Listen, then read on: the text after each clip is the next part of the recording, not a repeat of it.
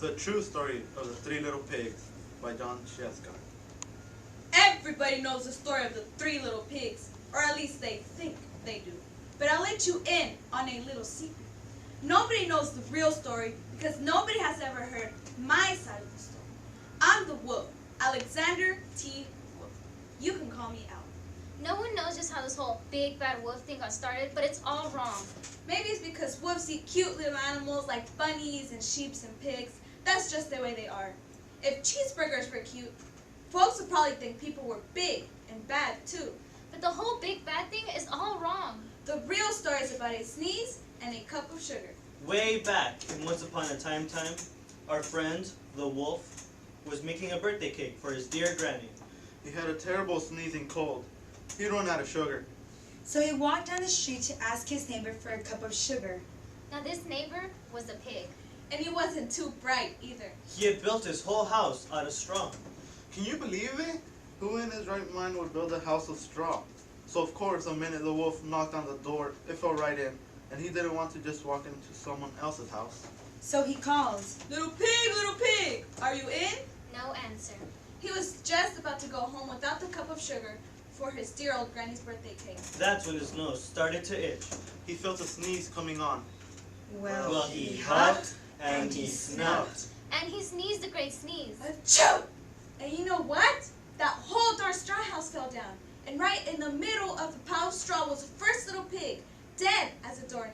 He had been home the whole time. It seemed like a shame to leave a perfectly good ham dinner lying there in the straw, so the wolf ate it all. Think of it as a big cheeseburger just lying there. he was feeling a little better, but he still didn't have his cup of sugar. So he went to the next neighbor's house. This neighbor was the first little pig's brother. He was a little smarter, but not much. He had built his house of sticks. He rang the bell on the stick house. Nobody answered. He called. Mr. Pig, are you in? He yelled back, Go away, wolf! You can't come in! I'm shaving the hairs on my chinny chin chin! He had grabbed the doorknob when he felt another sneeze coming on.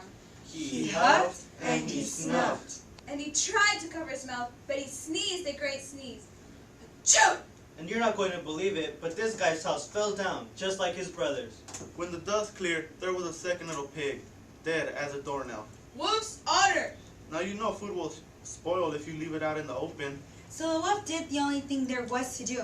He had dinner. Again. Think of it as the second helping. He was getting awfully full, but his cold was feeling a little better. And he still didn't have that cup of sugar for his dear old granny's birthday cake. So the wolf went to the next house. This guy was the first and second little pig's brother. He must have been the brains of the family. He had built his house of bricks. The wolf knocked on the brick house. No answer. Mr. Pig, are you in? And do you know what that rude little porker answered? Get out of here, wolf! Don't bother me again! Talk about impolite. He probably had a whole sack full of sugar. And he wouldn't even give the wolf even one little cup for his dear sweet old granny's birthday cake. What a pig. The wolf was just about to go home and maybe make a nice cart instead of a cake when he felt his cold coming on. He huffed and he snuffed and he sneezed once again. Achoo! Then the third little pig yelled. And your old granny can sit on a pin. The wolf was usually a pretty calm fellow, but when he heard somebody talk about his dear sweet old granny like that, he went a little crazy. When the cops drove up, of course he was trying to break down this pig's door. And the whole time the wolf was huffing and puffing and sneezing and making a real scene. Achoo! The rest, as they say, is history. The news reporters had found out about the two pigs he had had for dinner.